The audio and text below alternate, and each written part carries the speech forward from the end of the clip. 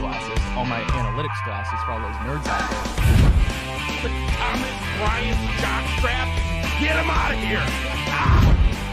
How does that not indicate to you, like, hey, sometimes, like, these prospects are awesome? Donald, get back! They snatched that chain, boy. Get back! What's y'all gonna do about it? Popeye snatched that chain. Get back! We want that snack wrap. They got 3 flavors. Y'all got 1. Get back! Hey everybody, welcome into the Big Factor here on the Big Play Sports Network, presented by our great friends over at FanDuel. I'm Ryan Tyler. He's Jack O'Rourke. He's Nick Padone. He is Rob Watson. Good morning, gentlemen. Happy Wednesday, December 17th, 2025. How are we doing this morning? I'm good. Got to talk to Bruce this morning. That's always a good morning. A little wake up, 8 a.m. sesh with Bruce, talk some ball. So, yeah, guys, ready to move in today. A lot of fun stuff to talk about today. We're kind of bouncing all over. So it's always a fun show when you get to break up a little bit of the Cleveland stuff and go a little national on some stuff, too. Did you yap with Bruce? What you guys talk about? We talked about Notre Dame probably. Yeah, we talked about Notre Dame for a little bit. We talked about how the co-coordinators of the 2022 Michigan team, one of them is a butter knife wielding psychopath, Marcus about to become and the other one ended up going to jail with 20 counts federal charges for taking pictures or stealing pictures off girls' phones. So they just got to redo everything out in Ann Arbor. Quite the culture they're building over in Ann Arbor. Nick, good morning. Good morning, guys. What's up? How are you? Not bad. Good. I'm glad to hear that. Rob, good morning. Oh, that was a lot. Nick, I'm doing great. Ryan, good morning. How you doing, man? I'm doing pretty well. I'm excited to talk some football with you guys. A little Cleveland Browns mock draft. Listen, this is going to be the topic of discussion for the next, 8 months, however close we are till April. I don't know the exact day of the draft in Pittsburgh. Super excited for that, though, by the way.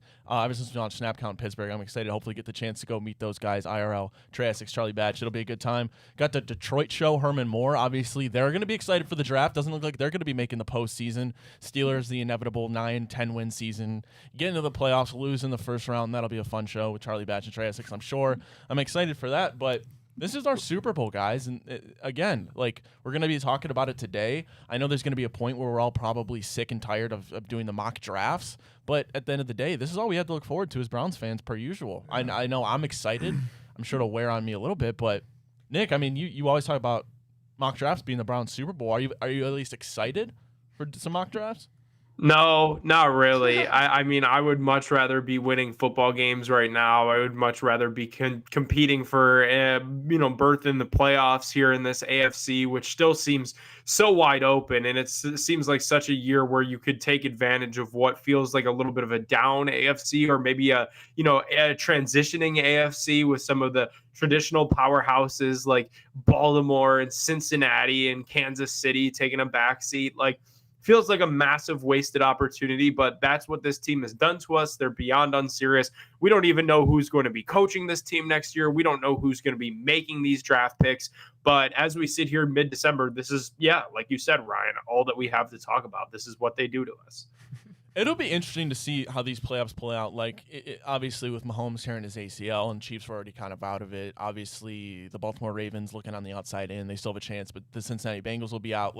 Is this going to be kind of the new generation, your Drake Mays, your Bo Nixes, or is this going to be kind of a one-off year like we had? Remember that wacky? I was going to say, it gives me the Blake Bortles, Nick Foles vibes. Blake Bortles, Nick Foles, I think it was Case Keenum and Brady. Is that going to be one of these years, or next year is it kind of going to go back to the typical powerhouses? I think it's a little disrespectful to compare Drake May to Case Keenum and Nick Foles. Yeah, no, I feel like that's a little, I agree. And those guys were older in their career. I think a page is turning a little bit. You might have to get used to seeing some of these guys in the future, and you might need to start looking for your guy to see in the future as we're gonna get into, man. So the common denominator between all those teams, they have a quarterback, we don't. It's a big reason why we're not in the playoffs, and in fact, we're competing for the number 1 overall pick. It seems weird to say competing for the number 1 overall pick, like it's a good thing, but it is what it is. The topic of discussion is going to be Shedeur Sanders is your quarterback next year. Do you take a rookie quarterback? Everybody has their own opinions about whether this Browns team is good enough around it to even take a quarterback, because then what are you setting them up for failure? I don't necessarily subscribe to that. I think when you have an opportunity to go take a quarterback, you do it. Rob, you've kind of had a mental shift, if you will, about taking a quarterback versus maybe doubling down a receiver or tackle. The boy done changed his mind, man. One, because as one does as a human, I like to listen to what other people think and, take take things into account and see from their perspectives. And, you know, I also want to live in reality. And I think that's one of the top things is just if what happens and, you know, we are really good at losing football games, we are probably going to have a top 2 pick in the draft. And we are going to not know enough about anyone on this roster, and we're going to take a quarterback.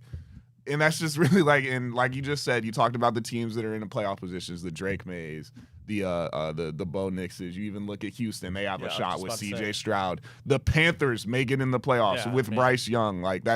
You're gonna need a young quarterback. Like if you look at all those playoff teams, I think they're I'd bet 80-90% first round picks. The biggest thing for me though, and I was talking about Boy Terrell last night, I want everybody gone. And the only way I think you're going to attract someone new in is if you tell them you could draft a quarterback. That's just going to be no one's going to come in, I don't think, and say, we want Shedeur Sanders to be our guy with everything on the line for their first head coaching job. I don't think that's what it's going to be. They're going to say, I need to draft a guy. We'll sign some people in free agency. I looked at what Jack Duffin had to say. We're going to have the cap space to probably go out and sign maybe 1 to 2 starters in the free agency or retain a guy on our line. And then you could use that other first-round pick if you don't have to move up. That's the only thing I'm not ready to do is trade up to get the quarterback. It'll take me a lot to be sold on that. But if you could get the guy with your natural first pick, I think that's just what you have to do. And that's what's going to have to happen for me to finally be rid of Kevin Stefanski and Andrew Berry. We're going to need to draft a quarterback. You know, you got something to say, Nick? I'm conflicted on this entire thing. And I think we need to let the last couple of games of the season play out, as wild as that sounds. And the reason why is because I know there's an ownership group and there's a general manager currently employed that are fans of Shedeur Sanders, and they're fans of how he's developing. And even the head coach, who seems as dead as you could possibly be as a head coach in the National Football League, continues to laud the development of Shedeur Sanders. So I don't think that can be completely ignored. Yet at the same time, I do find myself asking myself, is Shedeur Sanders auditioning for a different NFL job over the next 3 games? And they view him more as an asset, and you draft him in the 5th round. And if he plays well over these next 3 games, you could flip him for a draft pick, and you're letting your new general manager and your new head coach replace him with what's probably a top 5 quarterback and bringing in a veteran quarterback in that room to support him. I do think the new regime is what is going to be making all of these decisions. So in a world though where it's just a new head coach and Andrew Berry stays, maybe Shedeur is still the answer. But I definitely think it traditionally, and we were imploring the Browns to do this last year, but when you've got a draft position where you can take a quarterback, they're probably going to take a quarterback. And I think what he just touched on, for all the Shedeur fans, and I'm a fan of the kid myself, I think he's done enough to be on another NFL roster, because I don't think it's going to be here next year. He's done enough to extend his career. And quite honestly, that's probably the best thing for the kid's career. If I'm being honest, that's probably the best thing for any quarterback ever, is to not be here. So you could applaud at that. And if we do flip him into a 3rd or 4th round pick or something somehow, then good on whoever did it. But yeah, I just don't see the way forward with the quarterback room, the whole mess it's been this year, the absolute atrocity it's been the last 2 seasons, and now just the overall mediocrity it's been for the last 6 seasons. It's time to move on. And you're going to be drafting all positions that they've proven they haven't been able to evaluate for the past 6 years. So you're going to have to go find some new guys, in my opinion. Well, popular to contrary belief, we own the right to change our minds throughout the next course of a couple months between the Browns' next 3 games, between the college football playoff, where we'll see Fernando Mendoza, where we'll see Dante Mora, etc., some tackles and all that. We'll be able to see how they play. But in the meantime, it's mock draft season, fellas. What do you say we go ahead and do a live mock draft? I want to do one where we do elect to go take that quarterback early, and then I do want to do one as well where we either double dip a wide receiver, take a tackle and a wide receiver, something of that sort. And, well, we'll compare the 2 and see which one we like more when the end product is there. All right, let's just go 5 rounds. I don't think we need to go 7 necessarily. Valid.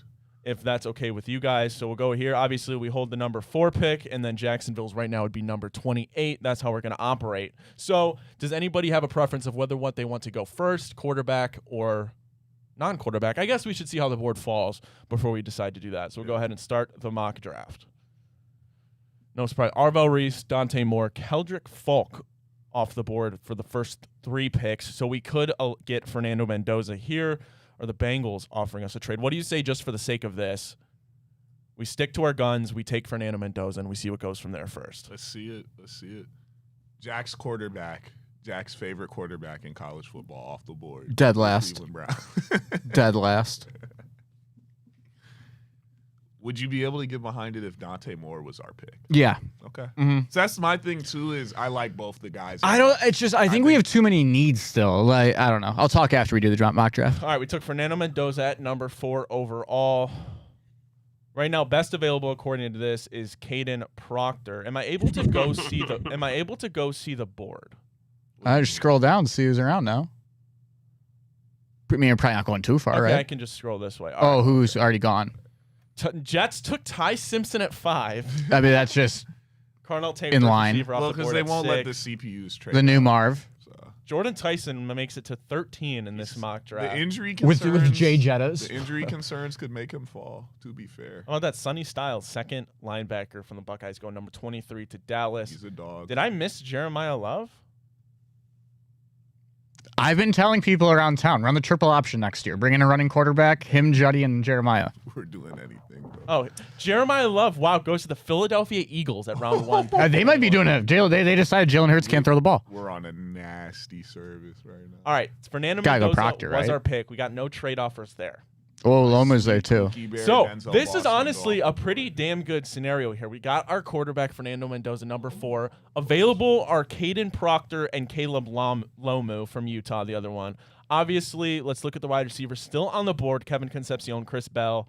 Looks like our boy Denzel Boston is off the board, as well as Jordan Tyson and Carnell Tate. Could we can go like KC in round 2? So are we in agreement here that the only options are tackle or wide receiver, correct? Yeah, you're going KC or you're going one of the 2 tackles. Nick, any argument there? No argument. Okay.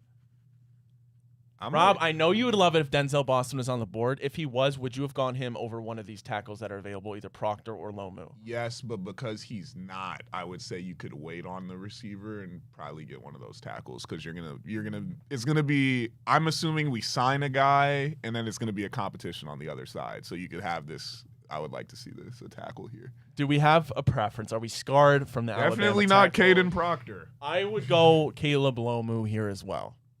I don't think he'll be that far down the board in real life, so we might as well do it. Yep. All right. Because Caleb Lomu has T-Rex arms, so give me Caden Proctor. Really? Ooh. Yeah. T-Rex arms. All right. Well, luckily They said that about Tristan Wirfs as well. Fair enough. drafting they- Caleb He ended up Lomu. pretty good now. Yeah, they say Proctor has like really bad feet or something. Something about his technique they don't like. All right, we are back on the board at pick number 38. We should get a trade, bro. Selected Fernando Mendoza and Caleb Lomu. They love that pick at 28. So we've got our quarterback. We've got a tackle. Again, it looks like we can either best offensive tackles on the board, Trevor Gooseby out of Texas. Oh, him and World are good prospects, man. Maybe we should have took the receiver. We could have got one of them. But Who are the receivers left? The receivers on the board. Oh, you still got KC right there. Chris Bell Yeah. is So now still you on go the KC. board. Guards, you're not going to guard. I can't or center read the here. screen. I'm mad far away. If Casey's on the board, we. It was KC and then Brazil. Available wide receivers: Kevin And Chris Concepcion and Chris Bell. Chris Bell. Brazil's out, actually. But he tore his Brazil ACL is this gone, year. obviously, and then you have and then you have the receivers that we expected to go before this.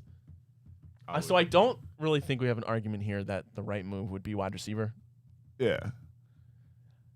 I do think Chris Bell's really good, but he was hurt this year. He tore his ACL, so I would go KC. All right, Dynamic slot guy. Nick, that work for you?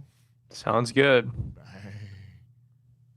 So our selections: Fernando, Caleb Lomu. They are loving our draft so far. By the way, I mean, this is a team right here with the right free agent signings to patch up that O-line. usually we get more trade offers. We didn't get one there. Our next pick. Let's just a way to speed this up. We're right here at pick 69. Again, we're just going 5 rounds. Nice. So we could trade back to the 5th round and get a 2027 second. No, thank you, Dallas. Do any of you want to accept that trade? Him a second though? Yeah, I don't hate that in the future. Well, What's our next pick? Let's see who's. I guess that's true. Let's see who's available before we look at that. We'll go to the big board. Yeah, Jade Mayava. That's funny. We've got our quarterback. We've got a tackle. We've got a wide receiver. There's another tackle here in Caleb Tiernan out of Northwestern. Any good guards? The biggest wide receiver, Elijah Sarrett. I don't see any guards Where's high up on the Jake board. Slaughter? Chase Besantis, I believe, is the most highly rated available guard there. So that's certainly an option. I think you trade that What about puppy. a safety? So 'Cause, do we like, there's trade it so and go to the many- 5th and get a second, or do we take Caleb Tiernan, another tackle out of Northwestern, or do we double down at wide receiver, reunite Fernando Mendoza with Elijah I mean, Surratt? I would be lying to you if I said I knew a thing about Caleb Tierman. I don't know if I know he's. I think no. I've heard about Bazantes. I've heard about Bazantes. Is that the guard? The other kid, yeah, he's a I've heard guard. he's like solid, but I mean, I don't hate Surratt. I don't hate looking at defense because we might need to start looking at some depth in the secondary at some point. But I don't see any highly rated guys. There's a corner Johnson, right there on the board. Chris If you want to go Johnson. get a corner. Is the highest rated defensive back here on our big board. Then you're going about 20 spots in their rankings, but again, take that for what. Where's that Pavia kid? I'd go O line or receiver then. In this. So it looks like we're between Elijah Surratt and Caleb Tiernan. Nick, what do you think here? Doubling down at receiver or tackle? Probably tackle. Yeah, probably get the tackle. All right, we'll go Caleb Tiernan, Northwestern. Shout out Trey Essex. Let's see if they liked that Yeah, pick. ask Trey what he thinks. We got a about B that plus kid. on that. Now we don't pick again till 104, and then I believe that and 140 will wrap up our draft. Well, we got 10 fifth-round picks, remember? I'm calling it now if Ted Hurst or Zachariah Branch are on that board. Ted Hurst. I want Ted Hurst to be a Cleveland Brown more than any other player in the Well, yeah, draft. we drafted KC, so we can't get. I wouldn't draft Zach Branch because they're both. We could similar move guys. back 4 spots. We get their 7th this year. 2027. I think we almost just like Two if you can 2027 take picks forward. away from the Houston Texans, you have to, just out of principle. Well, let's see who's on the board because if there's anybody we don't want to risk missing, Zachariah Branch is on the board. Now the problem is we just drafted KC, who's just upgraded Zach Branch. So I would probably steer away from it. We would need a bigger receiver if I were to draft another guy. So Got then- your Darian sitting there. So then, do we accept the Houston Texans trade? Who else is on? Do you scroll a little bit? We already got 2 linemen. Got a running back. Julian Neal, defensive back from Arkansas. Will Lee, defensive back from Texas A&M. Michael Trigg, very big tight end. For the Harold sake- Fannon's Robin? Question mark. Wouldn't hate it because I don't know if Dave's gonna be here. Wouldn't hate a tight. I wouldn't hate that either. In I fact, don't- why don't we accept that offer, and then I think Trigg will be there 4 picks later. Oh my goodness. Shut Laser eyes. up. Is he there? He is. Laser The eyes. players that went, yeah, were none of them we were looking at. Oh, Boubacar went. I don't hate the Michael Trigg pick at all. Give me the tight end. Yeah. Because save some money on some contracts. They like that pick as well. We'll go. So we have 3 picks, 140, 145. I said we were lying. We're only going to do 4 rounds, but at this point, might as well finish out with 3 picks within 7. I'd grab a guard here or a center. And here's what we'll somewhere do. in We'll these do this one today. This took a little longer than I thought. We'll do the one where we don't suck the quarterback tomorrow, This is a good draft. and we'll go ahead and compare those 2. I'm not interested in Put looking at this out for 5th-round the boys selections. today, Jack. So available, we could get another tackle. We already got 2, though. Austin Barber, safety from Ohio State. Keenan Nelson, I don't know anything about him. I'd be lying. Notre Dame wide receiver Jack Malachi Fields. Do you know anything about him? Not good enough to be in the NFL. Zaki Wheatley. Nice guy though. Safety Penn State. Wow. That would be an option there. Zaki Wheatley is a dog. Remember, we have 3 picks in these next 7. Trade. When in doubt, trade back. I wouldn't The hate APJ it. method. I would not definitely hate a safety. Zaki Wheatley's nice. A safety and a DB in these next 2 out of these next 3 picks. Yeah, I and wouldn't then hate like, that. And then like an interior offensive lineman if you said we have 3. That would be like the move. All right. Do we have preference out of Penn State, Zaki Wheatley, or I'll take Carson Beck there at 120. on a serious note? I'll take Wheatley. All right. I had him in my other mock. I like that pick. Then we're right back up. No, thank you, Chiefs. We could get a DB, Kelly Jones. We still need a safety? No, we just took- Oh, shit, I'm an idiot. I don't know any of these. Their positions are too small. I can't Also read that can't far. read. I just took that DB there. We're getting into the weeds of it. And then grab me a lineman. an like a off. You want an center or- interior? Center or guard. Logan Jones, interior offensive lineman, Iowa. You can't go wrong with Iowa. Lojo. Can't go wrong. And again, sorry, I don't know anything about these 5th-round guys. That is on me. Wow. That is a hell of a draft. Like scroll down so he could get it. Show him that big board. Y'all go see that on Twitter today. That's gonna do numbers on Twitter today. Let me take a screenshot of that. I do honestly. It's gonna do numbers. I'm a big fan of that. Good draft, boys. All right. Good draft. We Good can do draft. one tomorrow where we look at that. But in the meantime, I like that draft, guys. Thoughts from the peanut gallery on the draft. Nothing. Well, we were a part of it. I mean, yeah, I'm really proud of our vetting process going forward and finding those picks. But yeah, I don't know. I guess I didn't really talk earlier to kind of loop it all back together about the debate between like where do you want to go, rookie quarterback, do you want to keep Shedeur, whatever. It's just so hard to tell right now. Like, I mean, it is the get out of jail free card answer, but I mean, Nick talked about it too. Like, you have 3 more games of Shedeur. It all depends on how Shedeur did last week. That's what we're going to talk about. Like, if Shedeur goes out and throws for 300 yards, then we're back talking about we don't need a quarterback. If Shedeur sucks again, then it flips to what we were talking about after the Bears game. Like, you have free agency before the draft as well. Like, you're gonna know if you have a chance to go out there and steal one of the top left tackles off the free agency class or not. Like, you're gonna know what your needs are entering draft night, and then I think from there you can kind of even guide if you're gonna go quarterback or not more based off of what holes you filled on that O-line. I'd be willing to bet a large sum of money that the Cleveland Browns will be taking a quarterback in the first round. I do think if we go 0-3, it's undoubtable. If we finish, that would put us at 3-14 again. And I think that's what's going to happen. I think we even see Bailey Zappi play a football game because I think they're going to try to really secure it come week 17 or 18. No, week 18. So while the practice window is still open, because we have to bring that up once a week, we're contractually obligated. Deshaun Watson. If you're going to say Bailey Zappi is starting that last week, I mean, that would you be think a Four's great out way for the to year lose then? a game. But Doesn't get activated? I think that would cost them money. I think that's the whole thing. They would lose like that insurance policy if they activated him to the roster. Oh. So yeah, I don't think we see him play. Interesting. All right, well, I got to tell everybody about Garage Beer before we go any further. Garage Beer comes in just 2 flavors, classic light lager as well as like classic lime. No frills, no bitterness, no IPAs. It's just beer the way you want beer to taste, and that is beer-flavored beer. So scan the QR code now. Go give their website a visit, drinkgaragebeer.com, to find local retailers who sell garage beer near you. Again, that is drinkgaragebeer.com. All right, guys, did anybody tune in to the NBA Cup final last night? New York Knicks are your 2025 Emirates NBA Cup champion. They take down the Spurs 124-113 last night in Las Vegas. New York, not a single lead during the second and third quarters, but stormed back. They went 12-1 run in the fourth quarter. OG Anunoby led the Knicks, 28 points. Jalen Brunson poured in 25. Cat was 16-11. Victor Wembanyama slowed down by the New York Knicks. Spurs had 7 double-digit scores, led by 21 from Dylan Harper, just 18 from Victor Wembanyama. Nick, you tuned in. Was it a good product? I did not. It was a really good game, and the Spurs kind of dominated, like you said, like the box score kind of read. That's really what happened. The Spurs really looked, pretty comfortable throughout the first 3 quarters of the game, but then New York surged back, and it really put me in my feelings a little bit about the Cavs, just because, like, if that's who we have to beat to get out of this Eastern Conference, you got to figure your act out starting tonight against the Chicago Bulls, because that's a good Knicks team. They play team basketball. It's not one guy. It's not Jalen Brunson. You said it, Ryan. OG Anunoby was their leading scorer. And like, just watching the game, you wouldn't even really know that. While he made big buckets down the stretch, they play team basketball, and it's what the Cavs don't do right now. So the Cavs got to figure this out, and they should probably try to start figuring it out tonight against Chicago. Rob, did that game make you more worried about the Cleveland Cavaliers, seeing how well the Knicks played? I'm not going to act like I watched last night.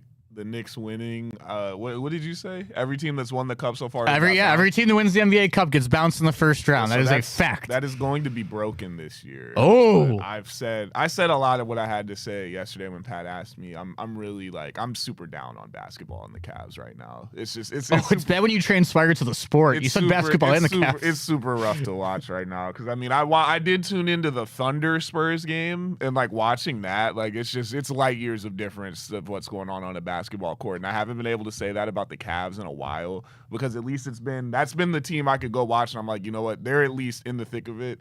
They're as talented as all these teams in the NBA. I'm not feeling like how I normally feel when I watch the Browns and I watch other NFL teams, that I'm watching a different sport be played by other teams, and it's like we're in the Stone Age. But that's starting to low-key feels what it is right now. We're in mud. It's just been a funk. It's just been really nasty to start the year. So hopefully, they could start to turn it around as we move up, and then hopefully maybe you could build some momentum or figure some stuff out as we move on to the All-Star break. But right now I'm just really down on it overall. If you came to me, you were like, do you think we have a shot to make it to our conference finals or like even the NBA finals, like I'm saying hell no. That's just how I feel right now. Nick, I think you made a great point on the show yesterday. You kind of talked about how like this feels like one of the I didn't even reference the game yet. The Christmas matchup feels like one of the biggest regular season games we've had, like really in the post LeBron era, like in terms of importance. I feel like so much of this conversation is not moot, but like you're gonna find out everything you need to know come December 26th. Like when you wake up the next day, like I feel like that's gonna start chapter 1 of half 2 of the Cavs season in a way. Yeah, I don't know. And they're still going to be injured at that point. Like Evan Mobley's not even going to be playing in that game, like so I don't think you're going to be able to learn a bunch about bad, Cavs Knicks in mid-December because it'll hopefully look really different come April and May. But like it's right, I'm with Rob. Like right now, I've seen very little signs of this being a team that could contend for what we wanted them to contend for in the preseason. And unless you start turning that around, like I'm going to be concrete in those beliefs. And I think that it's like doubly annoying because there's not that many moves that they can make because of the entire second apron thing. I don't think you're going to learn much tonight. I don't think you're going to learn much on Christmas Day. So it truly is like, and we said all summer long, and this must be like our penance for saying that the regular season doesn't matter because we are getting tortured right now. There's no question about Evan that. Mobley calf, that could just hope that's something Those things don't go away either. that they handle, bro. Yeah, because like if that's something else you're dealing with for the rest of the year, you could really start to chalk it up, bro. Because if he's gonna be in and out of the lineup, and Darius might still have to be in and out of the lineup with injury management, that's a team that's never gonna hit its stride if that's something that becomes the case. Little bit of breaking NFL news. I don't know if you guys just saw that. Yeah. Quinn Ewers. Quinn Ewers time. Oh, is it? Wow. That's just Hook 'em. that's another team that might be willing to move on from a quarterback. I understand the contract you extended him a couple years ago, I believe, has a massive number, but hey, if a quarterback isn't winning you games, Deshaun Watson, you got to bench him at the end of the day. A big enough sample size. Tua clearly isn't the answer there in Miami. I don't know if this will be the year that they go and draft a quarterback. They're not even really in the position to. It kind of hurts them that they rattled off 4 in a row before losing to the Steelers, but just goes to show quarterback play is everything in the NFL. You know what's really matter funny? how much money you're making, you need to be good. The alternate world where we just let the Dolphins take Dylan Gabriel to back up Tua in like the 5th or 6th round, and you just like randomly mention that. We're like, oh, Dylan Gabriel, good for that guy. And then he's just now like a terror on all of our lives. Like, Yeah, Cleveland enemies public number 1. I honestly feel bad for him because it's not really no, it's not his fault. He's brought a little bit of it on himself. I'm not gonna Just a say little it's not his fault. I don't know, Jim. a little bit. I would say he brought on himself, but he was thrown in a tough position. A city that's starving for good quarterback play. You mentioned all the time, overdrafted, put in way before he was ready. But I suppose it is what it is. With the offensive guru. Well, marking NFL him as his playoffs man. still a few weeks away, but college football playoff round 1 starts this Friday. Oklahoma takes on Alabama. Oklahoma beat them, if you remember, earlier this season in the regular season. This is probably first round matchup I'm most excited for. I'm assuming you guys as well. Outside of Miami, Texas A&M, this is the only other matchup that is probably maybe going to be close. Jack, you got any gut feelings here? Yeah, I like Oklahoma money line at home in this one in Norman. I do think they're going to beat them twice in the year. I know people always say, right, it's hard to beat a good team twice. I'm still not all too convinced that Alabama is a good team, so I'm not even going to group them into that about beating a good team twice. I mean, if you look at Oklahoma, their defense is incredible. Like, you're averaging under 14 points per game allowed, like less than 4.5 yards per play. Alabama hasn't been able to run the ball all year long. Jam missed the SEC championship game too, so like they might not even get him back. Like, I think that's going to be like a ugly, low-scoring type game, and I mean, I don't know. I think both offenses aren't anything too special. I think Oklahoma wins like a 17-14 type of game. To further make the committee look bad, give me Oklahoma, because we should be watching Oklahoma Notre Dame instead of Alabama Oklahoma. Do you guys think you can make an argument for any of these teams that are playing in the first round? So that's obviously Alabama, Oklahoma. That's Miami, Texas A&M, Tulane, Ole Miss, James Madison, Oregon. Obviously, James Madison and Tulane don't apply what I'm about to say. But any of those other teams playing in the first round of the college football playoff that didn't get a bye, can you seriously, to yourself, make an argument for any of those teams to win the national championship? There's 2, maybe 3 that are playing this weekend for me, at least, I think have a chance. Like Oregon, if you look at like this was, I mean, not a rebuild year, but it was supposed to be a rebuild year in a way for them. Coming off of a 13-0 run up until the Ohio State game, won the Big Ten. They're a very, very young team. Pretty much all of their receivers are banged up right now. That's going to be their biggest issue. They just lost both of their coordinators to new head coaching jobs. So, like, for them, it's more so like if they can get everyone back and if, like, nothing blows up because of the coordinators being gone, I think they could. Oklahoma, the defense is good enough to hang with anyone where I think they could get they could get Ohio State to play a 13-10 game. They could be in a very similar boat to like what Indiana did and make it ugly and make it like a C+ football game for both teams. And the last one is Miami, just because like I think of the non-bye teams, I think what Miami has the ability to do, like controlling the trenches, I don't think anyone else has. Like I think you can put a Miami offensive or defensive line up against an Ohio State O-line or D-line and have them have some success. So I think those are the three. And then maybe like I think A&M would have to get really, really hot offensively. Yeah. All right. Well, that leads us into Miami versus Texas A&M. Story of that game, obviously, Texas offensive line versus Miami's defensive line. They might have the best edge rushing duo in Miami. They have to travel to Kyle Field, College Station. That is not an easy place to play. Miami opens this one plus 3.5 point underdogs on FanDuel Sportsbook. Winner of that takes on Ohio State. Nick, if you're the Buckeyes, would you rather play Miami or Texas A&M in that second round? I think Miami. I've been pretty steadfast on that. I said that on the Big Play Cleveland show. I think it's a little bit of an easier path, and I also think it's just like a higher profile path. Like, I don't know, something about beating the Hurricanes in the college football playoff, even though that's not like Urban Meyer's Miami from back then, but like, I don't know, just does something for me. So I'll take beating up Miami in the college football playoff, but I think either of these first round matchups should just kind of be a tune up for the Buckeyes probably. I'd rather play A&M. I would too. I think I'd rather. That's the team that's faltered more late in the season from their hot start, and Marcel Reed's shown the ability to really like give you a couple, and especially if it starts to slide. He can be a little Jameis. He can give you a little bit of both. Yeah. For him, he could throw a couple to you in a row, and that's not something you could like when he did it versus who they had the crazy comeback. Was South it Carolina? South Carolina. The Buckeyes are not the Gamecocks. If you do that, you're going to be out of the game. They're going to keep you buried. So I think that's the team where you got a little more of a chance to kind of just have them handed to you. I think you'd have to earn it more versus Miami. And that's why I would rather play it now. And Carson Beck has been in the moment-ish of this, right? Like, yeah, no, he has been in the moment. Yeah, right, like Marcel Reed has obviously never been in the playoffs. Yeah. Him against that Buckeyes defense, I don't expect that to go well for Marcel Reed. Obviously, I'd take the Buckeyes over that. So I think Texas A&M would be a little bit easier, but Miami, it might get them more ready for the next round. Yeah, I'm in a weird spot where I kind of agree with all of you at the same time.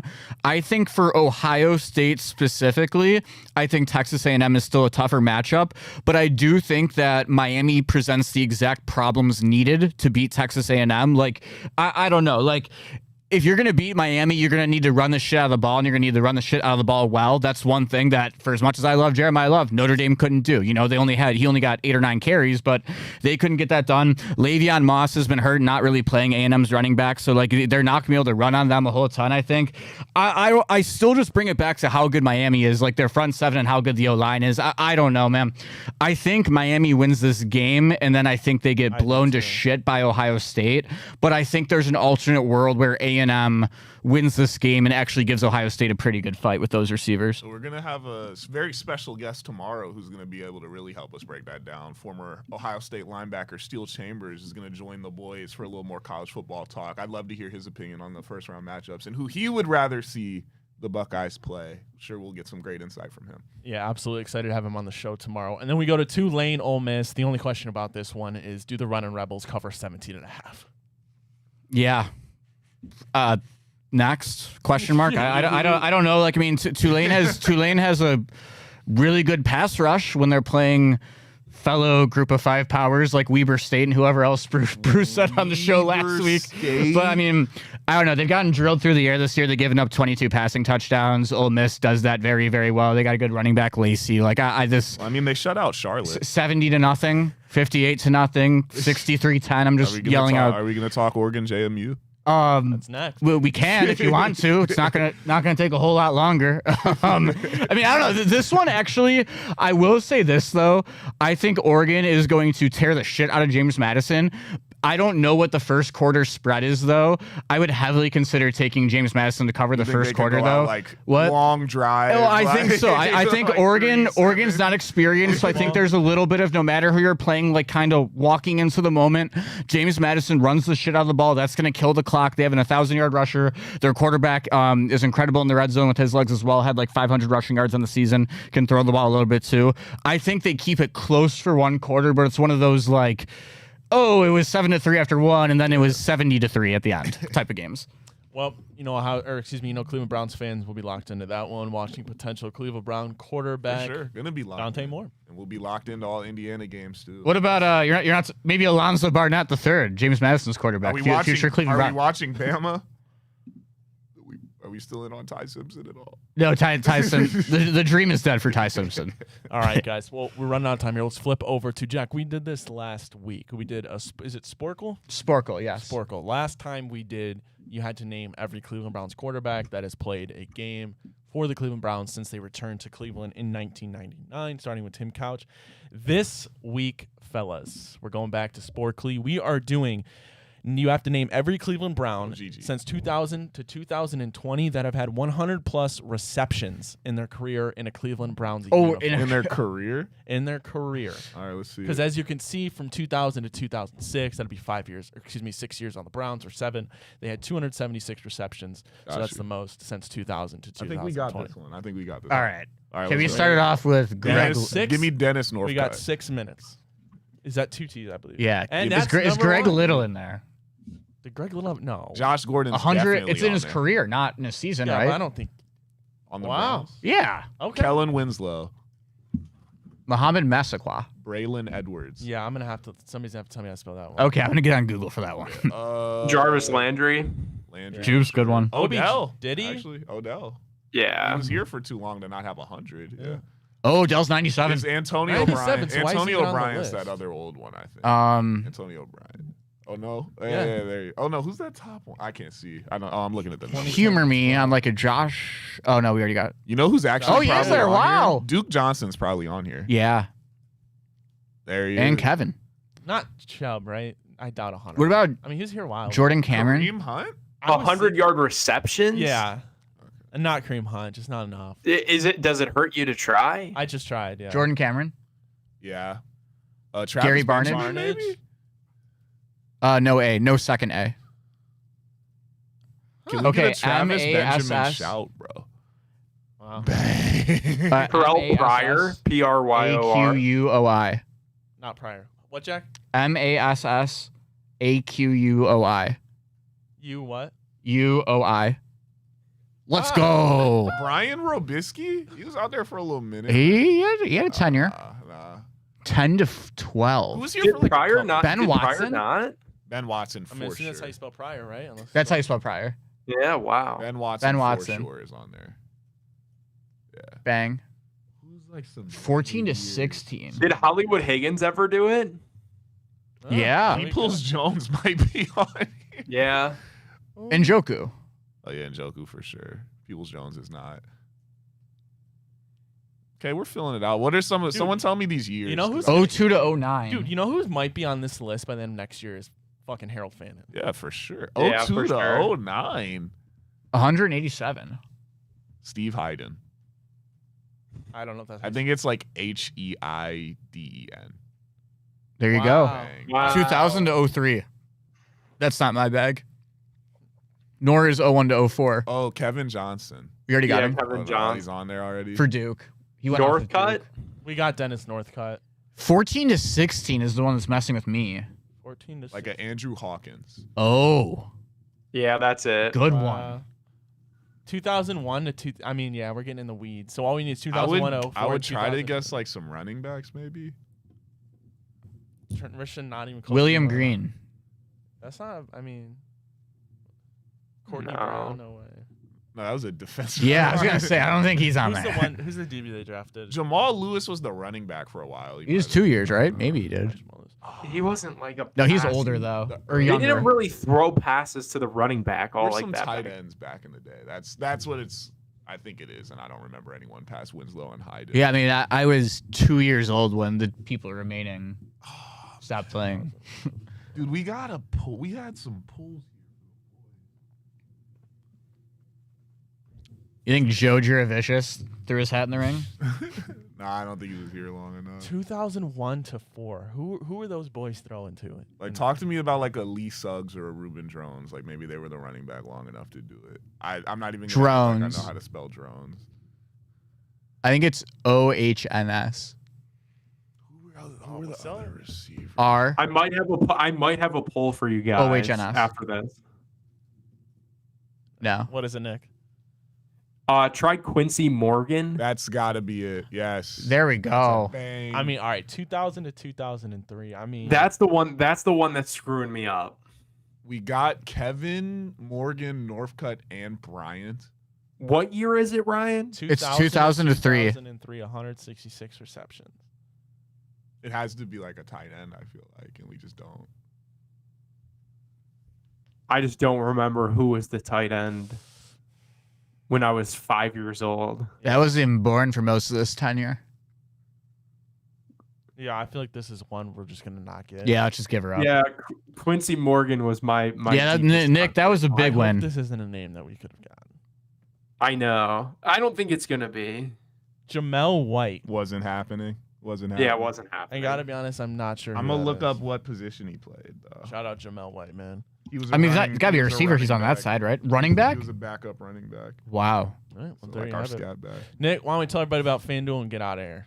Yeah, guys, sounds like a plan. You know how fast NFL game days move. One big play and everything changes. That's why live betting on FanDuel is truly a game changer, because with FanDuel, you can bet in real time while the game unfolds. If the score just flipped, jump on a new spread or a live money line. If a wide receiver is starting to heat up, bet that next touchdown score or total yardage. Think a drive is going to stall in the red zone, take a live field goal prop, or just fade that total. Live player props, team totals, drive results, updated spreads, next play markets, it's all there. It's fast, it's fun, and with FanDuel, your live bets move as quickly as the game does. So whether you're riding momentum or fading the hype, FanDuel is going to put you right in the middle of every single moment. Visit FanDuel.com/BigPlay to download the app and bet the NFL live all season long. Must be 21 plus in present select states. Gambling problem? Call 1-800-GAMBLER or visit rg-help.com.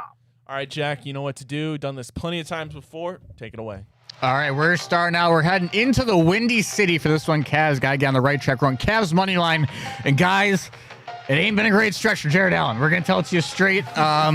The minds here at the Big Factor have met and decided that we are going to go with under 14.5 12 and for 6. Jared Allen today. Yeah. And then we're going to head over to the ice, out to the T-Mobile Center in beautiful Paradise, Nevada.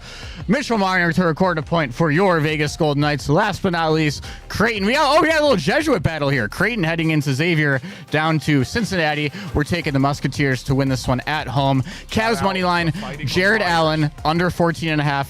Mitch Marner to record a point, and the Musketeers money line. Fighting Pat McGuire. Shout out The fighting Pat Pat McGuire. McGuire. You know, it's funny because on Bruce we do our picks every week, and when Pat has filled in for me a couple times, he's 10-3. He's on 10-3 on his pick'ems with spreads. He 10-3. That's good enough to get in the playoffs these days. If you go to the SEC But championship. then Jack said he He be sells on here. selling our parlays. Yeah, he always sells our parlays. Doesn't make sense. All right, appreciate everybody tuning in to The Big Fact on the Big Play Sports Network. Ryan, Tyler, Jack Rourke, Nick Pernone, Rob Watson. We'll be back tomorrow. Same people, same time. Until then, have a wonderful rest of your day. Peace out, and we'll talk then.